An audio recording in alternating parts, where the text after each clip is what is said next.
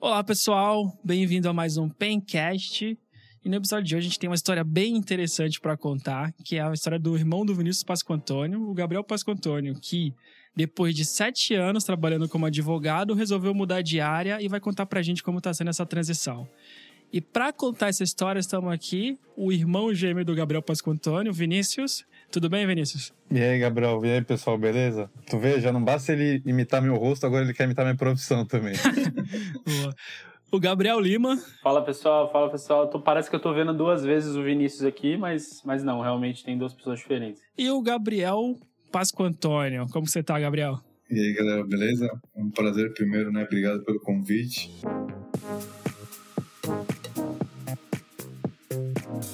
Eu vou começar falando uma coisa, né?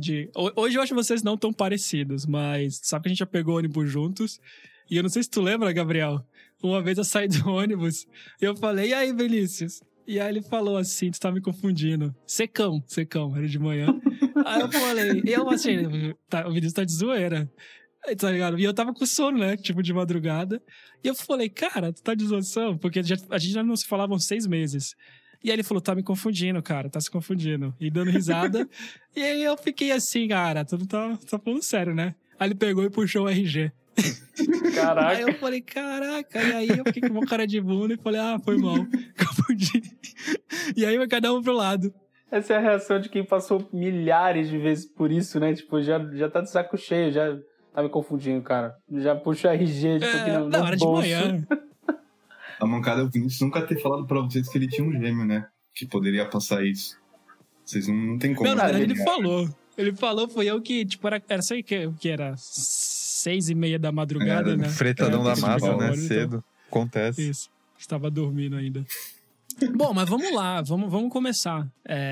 E acho que começar com a coisa que é a mais interessante pra mim, que é, cara, por que depois de 7 anos como advogado, cara, já consolidada, né? Porque 7 anos é bastante tempo de experiência. Porque tu decidiu mudar de área? Bom, basicamente, ano passado, né, com a pandemia, eu comecei a refletir sobre muitos assuntos e parei para pensar o que eu queria estar fazendo daqui a 5 anos, né? E lá na empresa que eu trabalhava era uma multinacional na Argentina e a chance de crescimento de carreira era bem remota, né? Eu teria a opção de virar team lead e gerente, mas aí só se alguém morresse não sei, a maioria das empresas é assim, né? Na parte de back.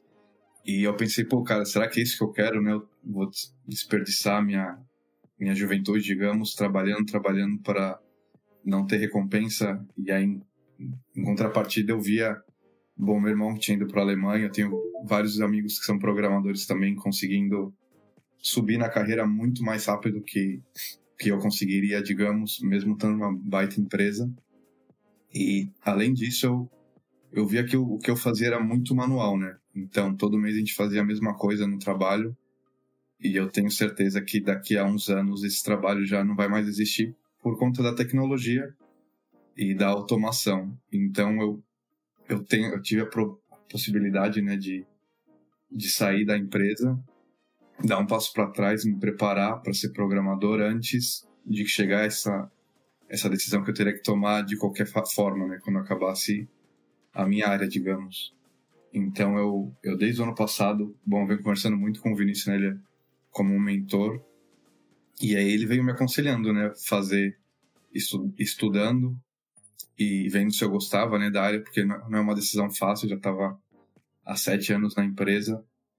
E aí sair da empresa para fazer algo que eu nunca fiz, assim, por sorte, não bastaria. Então, ano passado eu comecei a fazer alguns cursos, né, de HTML, CSS, JavaScript, para ver se era isso que eu gostava, né, se eu ia querer seguir essa área, e eu acabei gostando.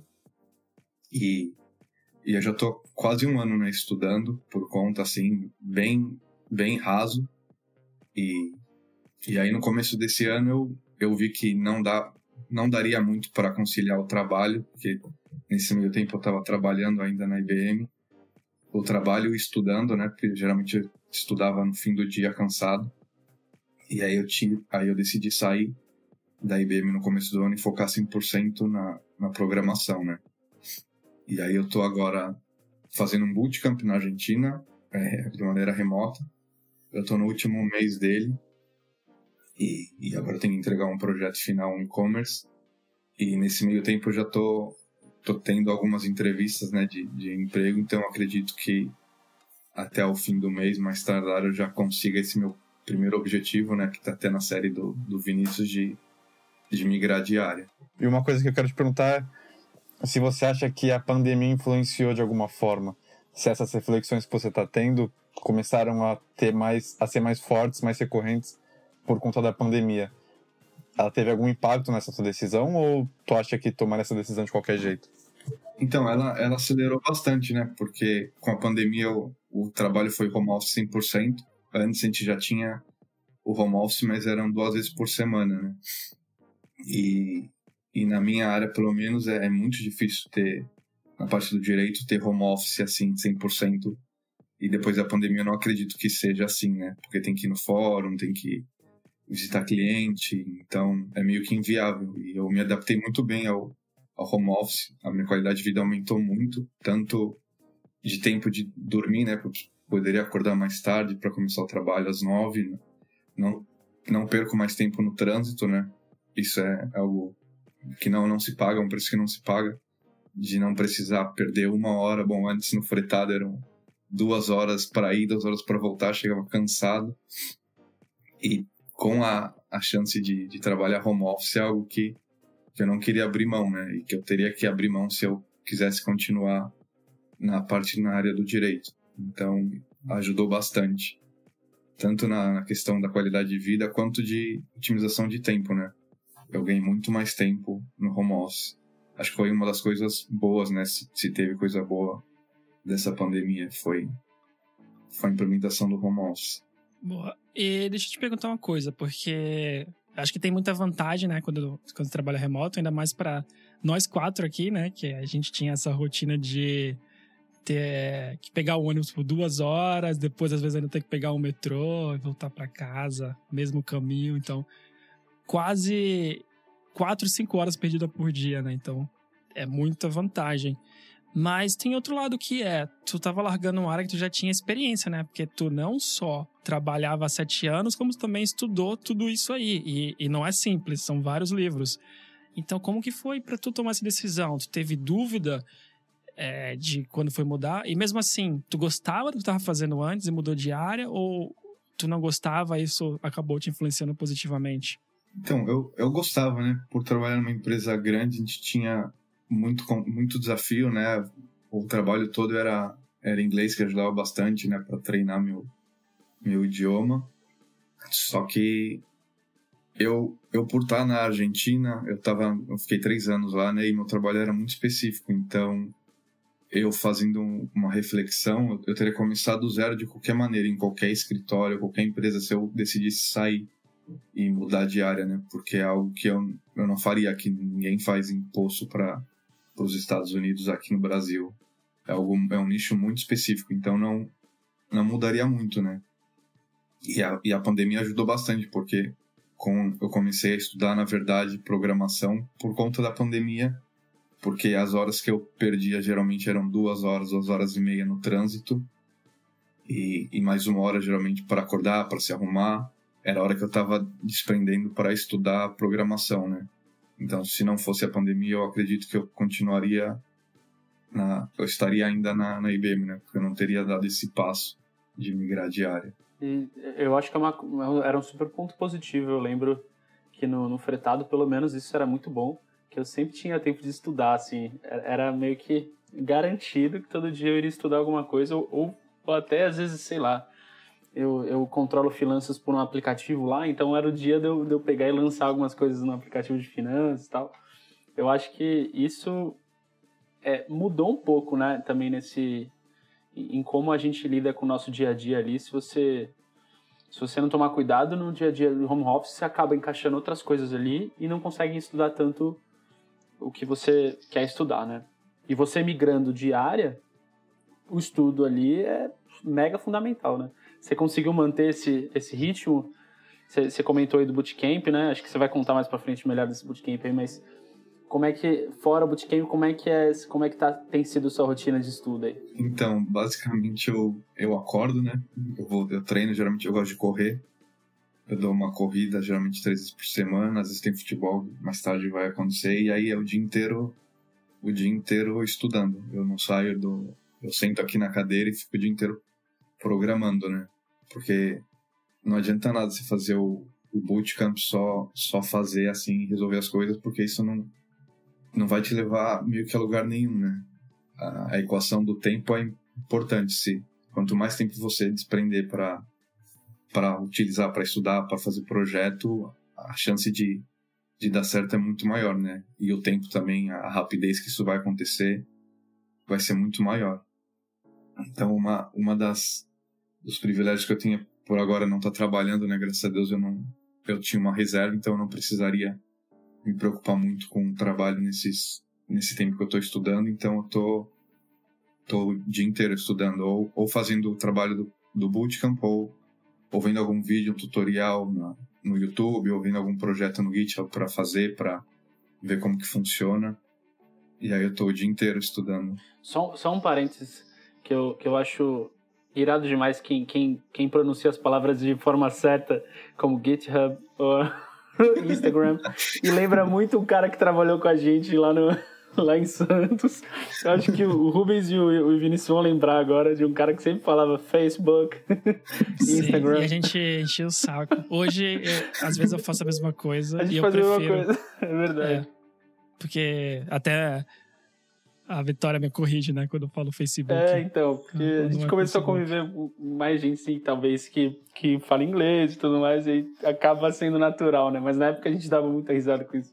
E pra já fazer o gancho com o Gabriel Lima, que ele comentou do fretado, porque na hora que eu ouvi eu não consegui concordar com ele, essa parte de o fretado é bom porque a gente tem tempo, a gente consegue estudar, fazer as coisas. Eu tinha vários livros para ler no fretado, tinha várias coisas planejadas, só que eu não sei o que acontece, você entra no fretado, ainda mais quando são 2h30, quando ele começa a sair da cidade, começa a pegar a estrada, é sono na certa, não dá pra você fazer nada. E é legal também, Gabriel, que tu falou que teria que começar do zero, né? Nessa parte de trabalhar com imposto dos Estados Unidos, e no Brasil não é a mesma coisa. Tem essa diferença no trabalho. E é legal para quem tá ouvindo que isso é uma grande vantagem de trabalhar com programação, porque a mesma linguagem que você vai escrever no Brasil, você vai escrever no Japão, você vai escrever nos Estados Unidos, na Alemanha. Então, quem tá pensando em migrar, essa é uma grande vantagem. Eu posso falar outra, que é a liberdade geográfica também. Eu tô aqui na Alemanha, o Gabriel tá em Portugal, e a gente não tem cidadania europeia. Eu não consigo pensar em outra profissão que dá essas oportunidades para carreira e para a vida da pessoa. Então, se tu tá pensando em migrar de área, vê o exemplo aí do Gabriel, e eu acho que vale muito a pena. Eu só consigo recomendar a vocês, e qualquer dúvida que vocês tiverem, podem mandar mensagem pra gente, que a gente conversa com vocês lá no Pencast Oficial. Eu tinha também um preconceito antes, né, de começar a estudar programação, porque às vezes eu via meu irmão programando e eu vi um monte de linha de código, eu não entendia nada, parecia chinês, né? Aí eu falei, eu nunca vou conseguir aprender isso, é muito difícil, é outra língua, né? Só que quando você para estudar, não é tão chinês assim, né? É mais dedicar o tempo que você consegue aprender, como se estivesse aprendendo um outro idioma. Mas isso eu acho que é uma barreira que deveria ser quebrada, digamos, que programação é algo impossível de se aprender depois, mais pra frente, que só quem é de exatas consegue se tornar um programador, né? Então, tu acha que os códigos da Matrix ali, né, descendo no computador, não consegue entender? Eu acho que até por conta dos filmes, que nos filmes eles passam uma visão totalmente diferente do que é programador, o que é hacker, o cara que tem 5 teclados lá, em 2 minutos invade a NASA. Não é assim. Você não precisa ser um gênio em matemática, não precisa ser um gênio. Você precisa só dedicar o seu tempo, investir o seu tempo, que você consegue aprender. É uma habilidade que você consegue treinar e aprender. Legal tu comentar isso. E principalmente como copiar e colar códigos do Stack Overflow, né? Que acho que é o principal habilidade aí de qualquer desenvolvedor. Tô brincando. Saber como é que funciona o código por trás, pelo amor de Deus. Por favor, gente. Copie e cola, mas saiba como funciona por trás. Mas até para copiar e colar, você tem que saber buscar, né? Não, isso é engraçado porque no começo tu não sabe o que procurar, né? E eu acho que é isso que tu começa a sentir diferença com a experiência. Depois de um tempo programando, não é que tu sabe tudo. Claro que tu sabe muito mais coisa, tu acumula experiência. Mas tu aprende a buscar, porque é o que eu sempre falo, quando a gente vai aprender alguma coisa nova, tu não sabe o que tu não sabe. E isso é muito ruim. Tu começar a entender o que tu não sabe, mas o que existe, sabe? O que tu tem que aprender, faz uma diferença enorme, mas é a curva de aprendizado que todo mundo tem que passar. Mas é o que tu falou, no começo, eu também, eu olhava aquelas coisas até, eu já queria, não sei, mas eu queria trabalhar com programação desde relativamente novo, né? Mas quando eu peguei o primeiro livro pra ler, eu falei, cara, eu não vou conseguir fazer isso aqui nunca, sabe? E aí depois tu vê, vai surgindo, tu vai praticando e consegue, né? Como aprender qualquer coisa. Claro, basta ter o tempo, né? E ter foco, né? Acredito que é isso. Fazer o tempo também, né? Acho que às vezes acho que tu fala assim, não tenho tempo, algumas exceções é verdade, mas em muitos casos tu não colocou prioridade suficiente pra fazer tempo pra isso. Mas pra ver o Netflix ou o Big Brother, a pessoa tá lá vendo, né? Pra assistir Naruto, né, Vinícius? Sempre tem Mas tempo. é importante, ele ensina bastante sobre determinação e foco. Até tu nessa. Vai falar mal do Naruto, cara. Os dois devem gostar. Narutinho. Cara, é outra coisa que influencia ele positivamente. O Narutinho, entender como que é organizar o tempo, crescer na vida, vencer as barreiras, as dificuldades. Não dá, os Gabriéis sempre me protegem, pô. Ô, Gabriel, eu queria voltar numa coisa que tu falou sobre... que tu trabalhou fora do Brasil também, né? Antes da programação ainda. E como que foi isso, cara? Tipo, tu teve algum choque cultural? Tu achou diferente, difícil? Como que foi essa experiência lá?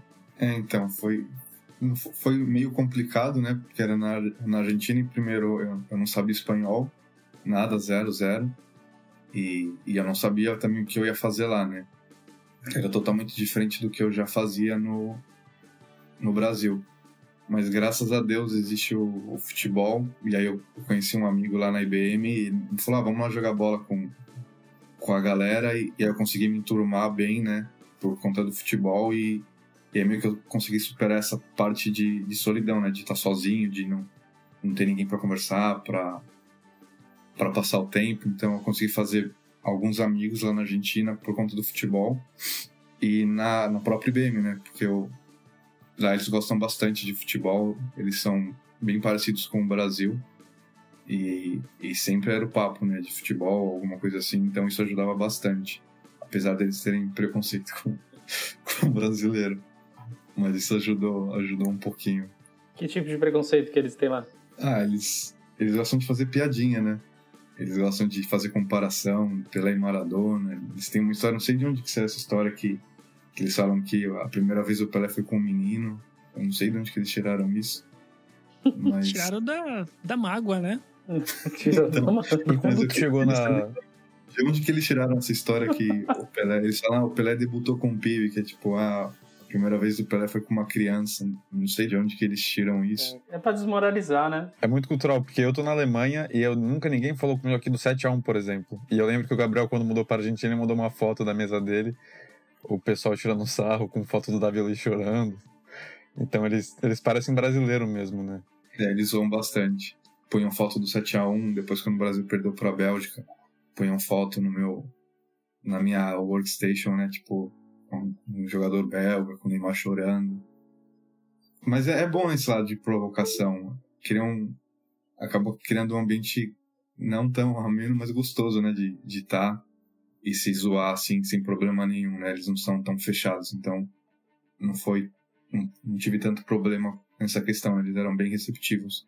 Acredito como no Brasil, né? Se vai alguém da América Latina trabalhar numa empresa, certeza vão tirar sarro, vão perguntar, mas vão ser bem receptivos com a pessoa, né? Então isso não foi tanto um problema. Acredito que tenha sido com o Vinícius, né? O povo mais fechado.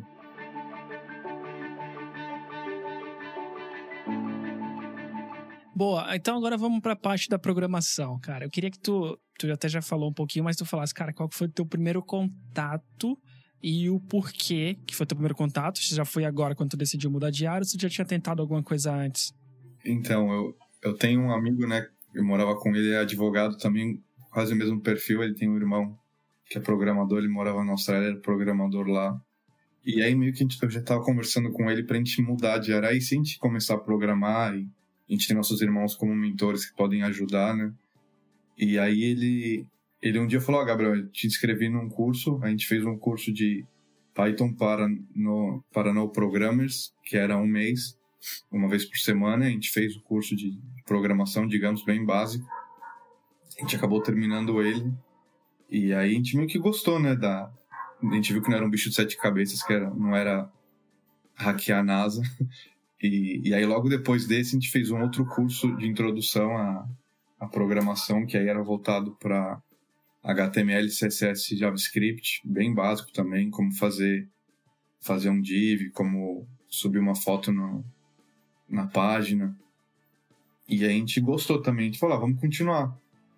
E bom, depois desse, aí a gente começou a ver o que a gente poderia fazer, né? E aí a gente começou a fazer um curso na Digital House, acho que tem até no Brasil aqui, em São Paulo, é uma academia de programação de 6 meses. E a gente terminou, fez, né? E a gente começou a ver que daria, né, para trabalhar com programação, que não era algo tão longe da nossa realidade. E aí depois que a gente terminou mais ou menos em setembro, outubro esse curso, a gente entregou o projeto final, que era fazer um site, um e-commerce. A gente conseguiu fazer, a gente ficou bem contente, a gente achou que não conseguiria. E aí a gente decidiu seguir firme, né, na programação. Mas foi ano passado. Antes disso eu nunca tinha programado, nunca tinha visto nada de programação, sem ser eu ver o meu irmão lá derrubando o site da NASA. Não entendia nada, e foi desde o ano passado. Isso também é algo muito positivo que eu penso de tecnologia, de programação, que a curva de aprendizagem já é muito rápida, né? Você não precisa, por exemplo, como direito, ficar 5 anos para aprender, para fazer a carreira, e depois só ter que começar a especializar. Se você quiser por conta, começar a ver no Google, no YouTube, programar, como programar, e fazendo por conta você consegue aprender, né? Não é algo que você tem que seguir uma carreira, assim, uma faculdade ou curso técnico, digamos. Se você não tiver, por exemplo, condições de fazer um curso ou não tiver tempo de ir até a escola para aprender, você consegue sozinho, meio que autodidata, se você se focar, né? E se programar, ter uma rotina para aprender do zero. Isso também eu achei muito, muito legal na programação, um plus, né? E já que estamos falando de aprendizagem rápida, né? Como é que você... Quais foram as coisas que você fez assim para começar a aprender mais rápido? A gente sabe que você fez o bootcamp e eu queria entender mais como é que está sendo essa experiência do bootcamp para você e o que você acha que foi um super ponto positivo de ter feito esse bootcamp, assim, sabe? Então, antes do bootcamp, né, eu tinha feito esse curso da Digital House, que a gente aprendeu bastante, foram 6 meses. E no bootcamp, bom, era um período 100%, né, das 9 às 6. Então, eu vou resumir aqui como que era a grade do bootcamp. De manhã tinha a lecture, que era a lição, a parte teórica, das 9 ao meio-dia. Aí tinha 1 hora de pausa. E aí das 2 às 3 a gente tinha que resolver alguma tarefa relacionada à lição do dia, né, para internalizar. Das 3 às 5 era que chamavam de pair programming. Então, das 3 às 5 você se juntava com 3 pessoas para ver como você resolveu, se você conseguiu resolver, o que você não conseguiu fazer, para se ajudarem. E aí das 5 às 6 a gente se juntava meio que com um team lead para resolver, né? Para quem tinha continuado com uma dúvida mesmo depois do pair programming, para esclarecer ou para tirar dúvida. Então, foi muito bom o bootcamp, tanto na parte de ter uma rotina, né, de seguir, não ficar assim meio que ao vento. O que eu vou estudar hoje? Você tem a programação certinha para estudar, né? Eles têm uma grade, uma rotina. Além de estar em contato com outras pessoas, né? Você aprende muito mais rápido quando você aprende e consegue passar o que você aprendeu para alguém, né? Às vezes eu não sabia alguma coisa, a pessoa me ajudava, e às vezes a pessoa não sabia, eu ajudava a pessoa, e você aprende muito mais ensinando também. E acelera, né? Acelera o aprendizado. ensinando. Sim, e você sentia que as pessoas estavam no mesmo momento que você, assim? Você sentiu que já tinha algumas pessoas que já estavam mais à vontade nessa área, mas mesmo assim quiseram usar o Bootcamp para dar aquela alavancada na carreira? Ou você via pessoas mais parecidas com o seu momento ali, de estar aprendendo meio que do zero? Então, a maioria era meio que do zero, né? Porque para entrar no Bootcamp não é assim, eu vou entrar e já entro. Eu até esqueci de falar, eles têm um pré-Bootcamp, que é 1 mês, que aí você aprende o básico do básico do básico e tem uma prova. Então, para você começar no Bootcamp, em teoria você já tem que saber alguma coisa, não é do zero. E aí nesse mês eles meio que qualificam a pessoa para entrar, e aí todo mundo acaba entrando no mesmo nível, né? Não é que uma pessoa sabe mais ou menos que a outra. Todo mundo geralmente tem que saber já o básico do JavaScript, né? De fazer um for, de fazer uma função, do que é, né? Como que funciona, até para o Bootcamp andar, né? Porque se começar alguém, como você falou, né? Muito mais avançado que o outro, você não acaba avançando, né? Porque você tem que esperar a pessoa chegar no mesmo nível. E isso é bom também desse Bootcamp, que eles te preparam, fazem um prep course para todo mundo entrar meio que no mesmo nível, pelo menos no início, né? Aí depois, se você quiser seguir por conta e aprender mais que as outras pessoas, aí depende de você, né? De quanto tempo você vai desprender para aprender a tecnologia. Mas isso é bem legal. E é legal também que, por ser uma comunidade geral, na minha classe foram 200 pessoas que começaram juntas, né? E aí você acaba se motivando, né? Porque você não quer ficar para trás. Então, no pair programming você vê que alguém está mais avançado que num assunto que você acaba meio que tentando correr atrás para chegar no nível da pessoa, para não ficar para trás. E isso te motiva, né? Isso é bem interessante também. Sim, sem contar que esse pair programming ele pode ser um momento de aprendizado para você, né? Acho que isso depende muito de pessoa para pessoa também, né? Porque às vezes a pessoa pode se sentir mais acuada e falar, eu não vou comentar aqui que eu não sei tal coisa, e meio que fingir que sabe ali, né? E depois estuda por trás. Mas eu já trabalhei numa empresa, por exemplo, que a gente fazia pair. A exceção era não fazer pair, né? A regra era fazer pair quase que o tempo todo. E, obviamente, ali, o que era tão legal é que, às vezes, eu, como pleno, pareava com o júnior, pareava com o estagiário, tinha um estagiário no meu time diversas vezes, um sênior pareava com o estagiário, um pleno com o sênior, enfim. Era muito normal as pessoas estarem em momentos diferentes, e o legal é que no pair, a gente trocava ideia. Ele falou, pô, cara, nunca tinha visto esse pattern aí, que legal. Como é que a gente faz? Então, assim, era um aprendizado contínuo. Para quem ficava tranquilo em falar ali, né? Pô, não conhecia isso aí, já aprendia na hora. E para quem não tinha coragem, no máximo anotava ali e falava, pô, deixa eu estudar isso aqui depois, sabe? Mas o pair tem um pouco tem bastante, na minha opinião, dessa vantagem aí, né? De se aprender meio que runtime ali. E tem outra que é de quando alguém te pergunta, é diferente, tá ligado? Uma coisa tu sabe fazer isso, alguém te pergunta por quê.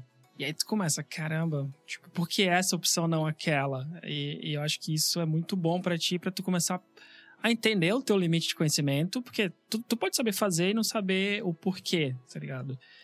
Mas quando tu sabe o porquê, tu dá um passo a mais no teu conhecimento, né? Porque é um pouco mais sólido. E acho que o pair programming, participar de eventos, até às vezes tu tem o GitHub, tu vê código dos outros, te ajuda nisso, de tu ir gerando mais dúvidas, e é claro, tu precisa pesquisar mais para ir sabendo o porquê tu faz cada coisa. E também, né, quando você ensina, você aprende bastante, né? Pelo menos há uma teoria que diz que você aprende mais ensinando do que propriamente lendo por conta, né? Se você chega a saber explicar como que funciona, é porque você aprendeu meio que 100%, né, daquilo. E o Rubens falou de evento, você participou recentemente do TDC, foi a sua primeira experiência com um evento de tecnologia. O que tu achou pra galera que tá começando, que não sabe o que é? Você acha que vale a pena participar desses eventos? Qual o teu feedback, tua experiência depois? Porque eu acho que foi teu primeiro, né, evento de tecnologia que tu participou. Eu confesso que eu não entendia a maioria das coisas, né, porque eram trilhas e cada trilha alguém expunha uma tecnologia, algo bem específico que, bom, pelo menos para mim eu acabei não entendendo muito, mas como vocês falaram agora, né, como no pair programming você acaba vendo e você acaba tendo um overview maior da programação, as outras áreas que você pode seguir, e se te interessar, depois correr atrás e estudar sobre aquilo, né, que a pessoa falou. Eu gostei bastante. Sem contar que eles fazem uma espécie de network, né, no TDC, que tem meio que roda de fogo, você vai se conectando com outras pessoas e conversando, você pode deixar seu contato do LinkedIn ou seu contato pessoal, a pessoa pode te chamar. Eu achei bem, bem válido. No próximo, eu acredito que eu vou fazer parte de novo. Cara, mas uma coisa que é importante, e aí acho que eu, Vinícius e o Gabriel Lima, a gente foi para eventos muito complexos ainda no começo de carreira, né, como o KCON, é que, claro que às vezes tu se sente perdido, e se for um evento muito maior do que o teu nível, às vezes até pode ser um pouco frustrante, mas depois tudo começa a fazer sentido, sabe? Tu começa a falar assim, olha, agora eu entendi o que o cara tava falando naquela apresentação. Conforme tu vai avançando, aprendendo mais coisas,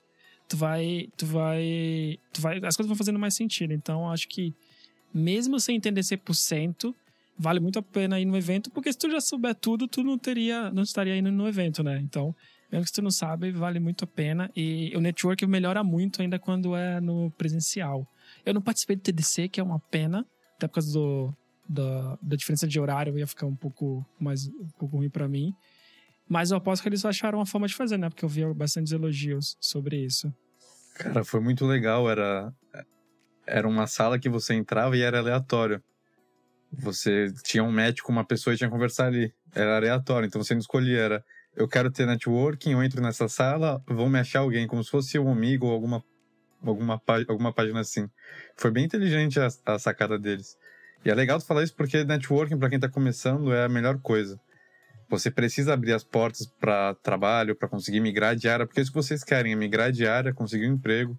Muita gente pergunta como que consegue, como que faz, como que eu consigo um emprego.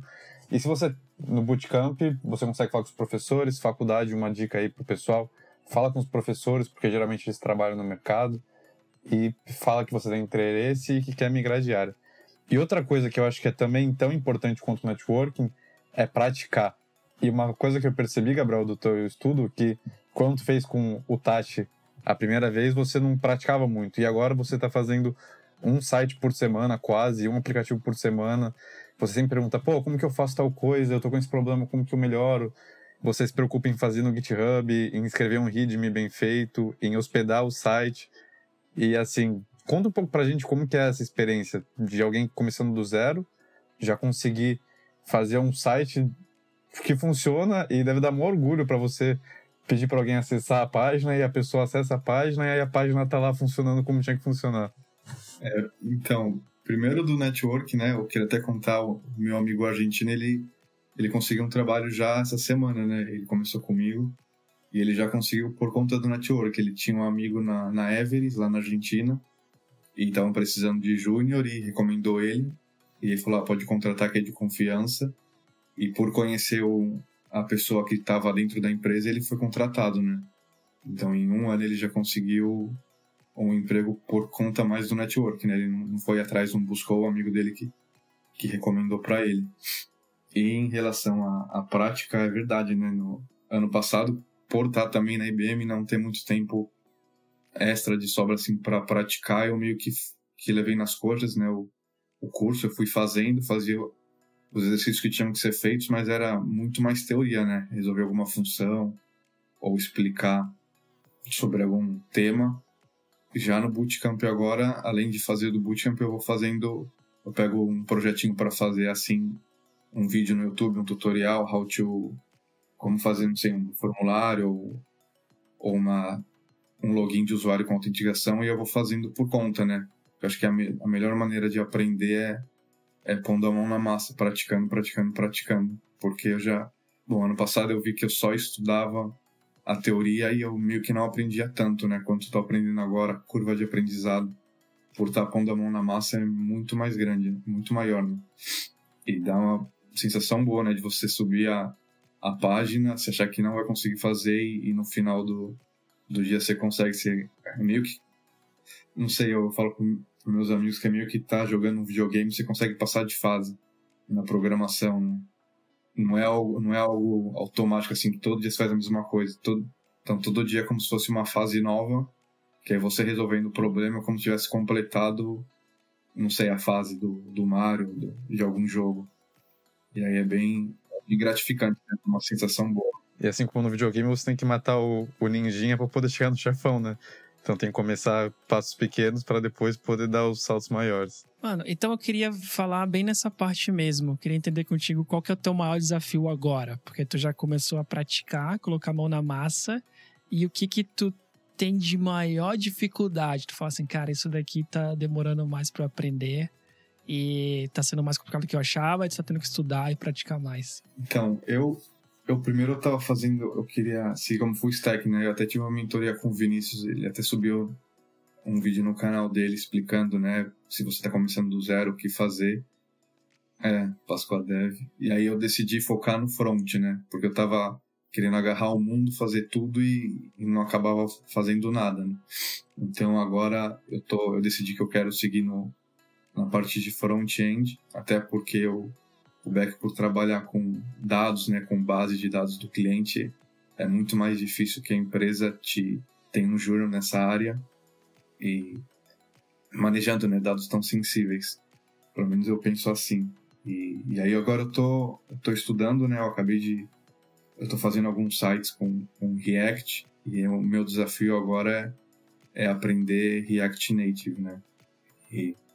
E aí eu vou vendo no YouTube, eu vou estudando por conta e fazendo projeto do zero, sem copiar, né? Se eu vou copiar, eu copio escrevendo para internalizar também. É uma dica que eu dou, não pegue o código todo e copie, mesmo que funcione, porque você não vai acabar aprendendo, né?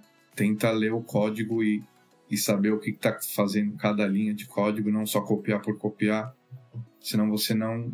A chance de aprender mais rápido é muito menor, né? Só copiando. Então agora eu tô me dedicando mais no front e os meus próximos passos agora, é conseguir o primeiro emprego, né, na área o pontapé inicial na área de tecnologia e aprender React Native, né, para usar o React no mobile.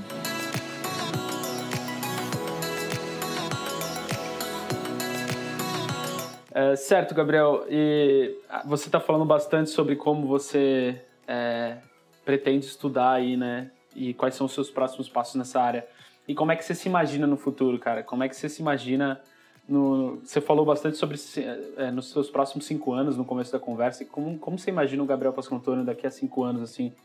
Tem algum lugar que você fala, pô, quero muito trabalhar lá, quero estar nesse lugar fazendo essas coisas? O que você imagina? A minha ideia é me especializar na parte de front, né? E acho que com 5 anos já dá para ser considerado senior. Não sei como que é a contagem de tempo na programação, mas eu quero estar como um senior especialista em front, em mobile, em alguma empresa grande, assim, trabalhando pro exterior, né? Aproveitar que eu falo inglês, espanhol e tentar estar em alguma empresa fora.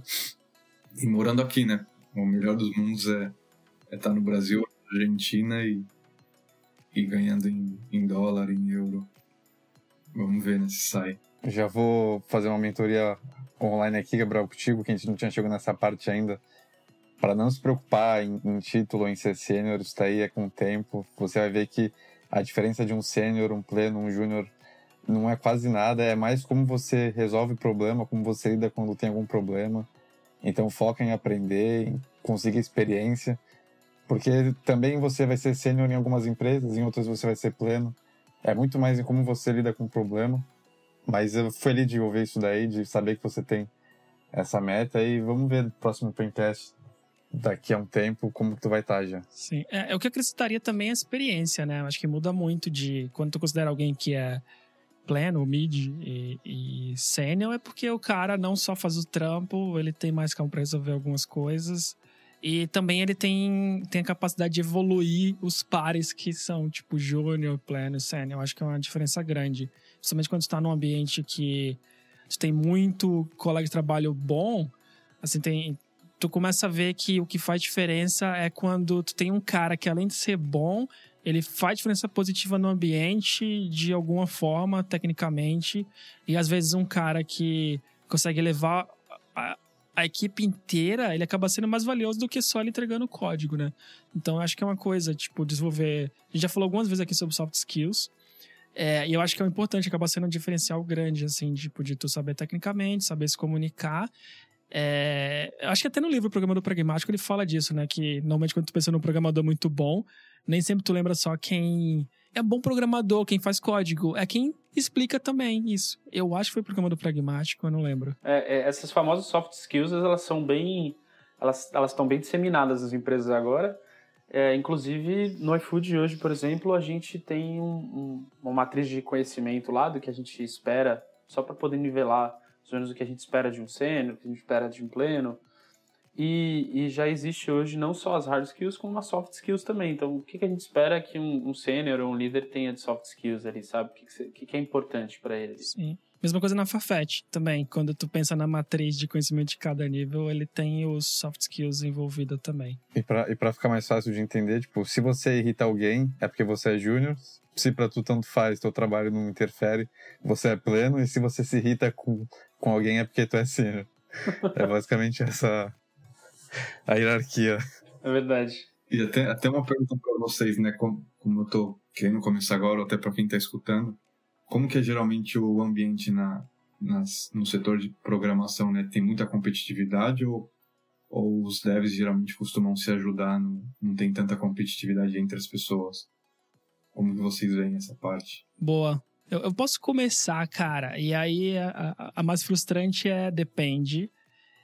Aí tem a coisa que é muito boa, que é assim, eu já trabalhei em lugar que eu não gostava e eu coloquei na minha cabeça que eu ia escolher onde trabalhar, sacou? E eu acho que isso é uma grande vantagem que a gente tem sobre as outras pessoas, de que se tu é bom, tu tem soft skills também. E olha que eu nunca achei que eu era um programador sensacional, eu era bastante esforçado. Se tu é bom, tu vai chegar um momento que tu vai escolher onde trabalhar, sacou? Tu tem que só se dedicar, aprender, acho que bastante sobre práticas ágeis de arquiteturas. Tu tem um diferencial, não ser só o programador normal, não tá na média, tu vai chegar um momento que tu vai escolher teu ambiente.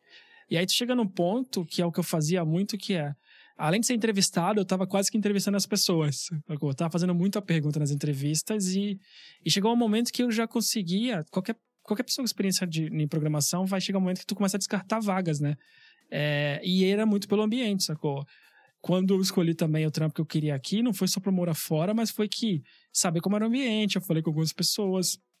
Então, se tu estudar o suficiente, normalmente tu vai conseguir escolher o ambiente que tu vai trabalhar, o que é uma vantagem gigante sobre outras pessoas, porque nenhum dos meus amigos consegue entender isso. Que eu falo assim, cara, fiz umas entrevistas lá, escolhi essa. E eles não conseguem entender, tipo, não entra na cabeça. Até minha mãe, uma vez que eu saí de um trampo e aí eu tive umas propostas e tava rejeitando.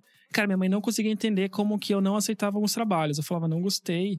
Eu falava assim, como assim, filho? Você tá sem trabalho? Eu falei, não, calma, eu tô estudando. Eu sei que eu vou conseguir escolher uma boa. Se daqui a 3 meses nada sair, eu vou pegar a menos pior, beleza. Mas eu quero estar num ambiente legal, sabe? Então, é isso que eu tenho, assim, da minha parte, essa que é a minha experiência. E tu, Vinícius, o que tu tem pro teu irmão? Ela devia pensar, como que o Neymar tá recusando a convocação da seleção? Aceita. E é legal tu perguntar isso, né, Gabriel, da parte da competitividade, porque o próprio Rubens, ele é um cara que falava pra gente, ele falava muito essa frase do Isaac Newton, se eu vi mais longe é porque eu subi no ombro de gigantes. E faz todo sentido na nossa área, porque nós 3 mesmos, a gente é um exemplo de pessoas que se ajudaram na nossa área.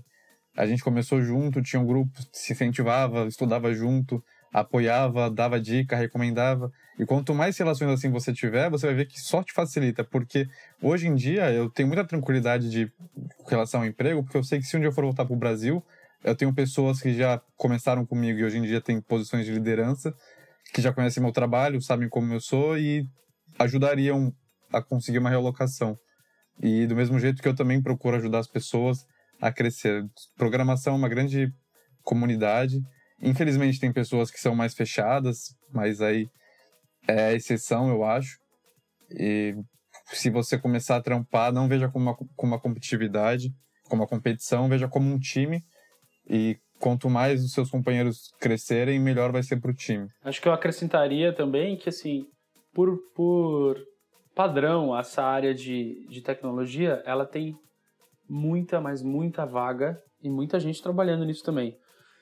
Então, acho que uma área que é tão vasta, assim, que tem muitas opções e possibilidades, naturalmente acaba sendo menos competitivo.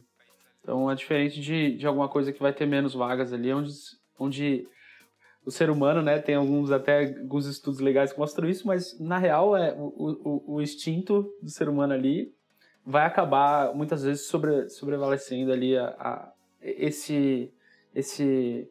essa ética que o ser humano deveria ter um com o outro, assim, né? Então, o que faz crescer essa produtividade essa competitividade, desculpa, de uma forma um pouco ruim. Então, acho que naturalmente ela já é bem menor, porque tem muita vaga mesmo. Mas acho que depende bastante das pessoas, né? Como sempre. E o que eu percebo bastante nas empresas que eu já passei é que depende muito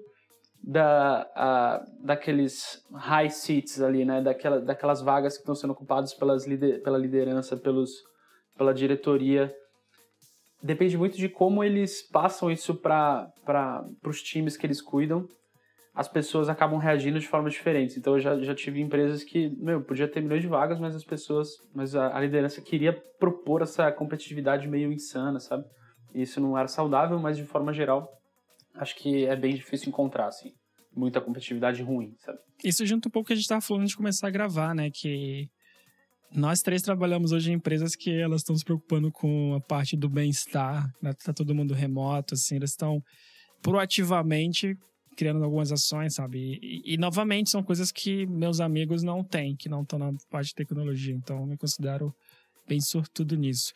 Acho que o principal, até voltando à tua pergunta, que muito obrigado por fazer essa pergunta, até acho que é legal a gente compartilhar isso para todo mundo, é que tu tem que estudar, tentar ter consistência e ter paciência. E a regra que eu também acho que eu já falei outras vezes, que eu uso normalmente assim, ó, se eu não gosto do lugar, minha primeira coisa é ser proativo, tentar mudar pro melhor o lugar. E depois, se não der certo, eu me mudo, sabe? Ou o ambiente se muda, ou eu me mudo. E quando tu vai estudando mais, tu vai se sentindo seguro pra fazer isso, sabe? Essa é uma grande diferença. No meu começo de carreira, eu já trabalhei num lugar que às vezes eu tinha dúvida se eu tinha que estar lá ou não, sacou? Mas eu era muito seguro. O que eu faço? E com o tempo vai passando, essa insegurança pra mim passou demais. Tipo, claro que eu não quero ser mandado embora, mas eu não tenho esse medo, sabe? De mandar embora, fazer paciência. O que eu fiz errado? Por quê? Como que eu posso melhorar na próxima para que não aconteça de novo, sabe? Mas não é uma coisa que vai me tirar o sono. Como tu falou, monta a reserva de emergência, se prepara e tenta dar o teu melhor. Pelo menos na minha área é totalmente ao contrário, né? Vocês devem saber que cada ano que passa tem mais advogado, né? E menos oportunidade. Então, é muito difícil encontrar Eu tive sorte, pelo menos onde eu trabalhava, o ambiente era muito bom, mas pelos meus amigos que eu converso, o ambiente é muito competitivo, né? Um querendo, pela questão também que o Gabriel falou de sobrevivência, um querendo sobreviver, né? E passar por cima do outro, digamos. E a programação, então, é uma boa resposta essa que vocês deram. Dá mais certeza que eu tô no caminho certo. Então, sou antiga área, Gabriel. Advocacia. Não, advocacia? É a antiga área dele, ele falou que é a área dele. Agora ele é programador. Tô com algumas entrevistas aí, vamos ver se sim, se sai. Eu já comecei o processo de entrevistas e vamos ver se sai alguma. Vai, daqui a pouco dá certo, cara. É o esquema de estudar e ter paciência. E só também pra gente pintar outro lado, assim, que não é tudo mil maravilhas, né? Eu conheço gente que trabalha em lugares que não gosta e precisa estar. Então, não vai dar certo sempre, mas acho que se tu se mantiver atualizado, estudando, com paciência, criar bons contatos, eu acho que uma das coisas que eu gosto muito é que eu criei vários amigos, assim, né? E o que também é diferente quando eu falo com alguns amigos, sabe? De que eu tenho amizade com muito cara de trabalho. Onde eu fiz mais amizade depois que tu sai da faculdade, né? Tu não sai mais na rua pra conhecer gente nova. Então, ou tu vai jogar bola, ou tu vai estar, sei lá, num bar, tu conhece alguém. Mas, normalmente, meus amigos foram do trabalho. E, eu me orgulho muito de estar no ambiente que eu falo assim, cara, esse cara é meu brother. Acontecer alguma coisa, eu posso mandar uma mensagem assim, esse cara vai me ajudar, sabe? E aí, isso vem com tu poder escolher ambientes bons também. E, Gabriel, não se preocupa que se não der certo nas entrevistas, a gente faz aí no teu lugar, eu faço pra tu, e a gente consegue teu primeiro emprego aí na marra. Calma aí, isso não aconteceu ainda? Ele não me ajudou, já pedi, mas ele não me ajudou. Eu achei que vocês já estavam fazendo. Tá gravando ainda? Tá gravando? Não sei se pode falar aqui. Mas ele já tá usando minha foto no LinkedIn dele já. Pelo menos deixou o LinkedIn dele mais bonito. Eu não tinha confesso, eu não tinha nenhuma foto profissional, aí eu acabei optando pela do Pasqua Dev pra pôr no meu LinkedIn, no meu currículo. Eu tô zoando, é possível. Porque eu lembro que você, há 10 anos atrás, sei lá, eu achava vocês mais parecidos. Agora já tá... Agora pra mim tá claro. Porque naquela época eu confundi, mas eu acho que hoje eu não confundiria. Eu acho que o sorriso deles é bem diferente. Mas, assim, se os dois ficarem sérios, mano, aí passa desapercebido, eu acho, os dois. Pode crer. Mas é. Caraca, vocês fazem isso de propósito, certeza, pra diferenciar. Mas vamos ver se ele me ajuda nas entrevistas. Bom, galera, eu acho que é isso. Obrigado, Gabriel, novamente. Espero falar em breve contigo. Bem-vindo ao mercado, à profissão. Vou acompanhar, eu tô acompanhando lá no Pasqua Dev, lá no YouTube, eu vi os primeiros vídeos, espero que tu esteja estudando sério, porque segundo o Vinícius, né, tu é um pouco mais relaxado do que ele, então tô torcendo pra que dê certo e mantém a gente atualizado aí sobre as entrevistas, né, daqui a pouco tu certeza consegue um emprego aí.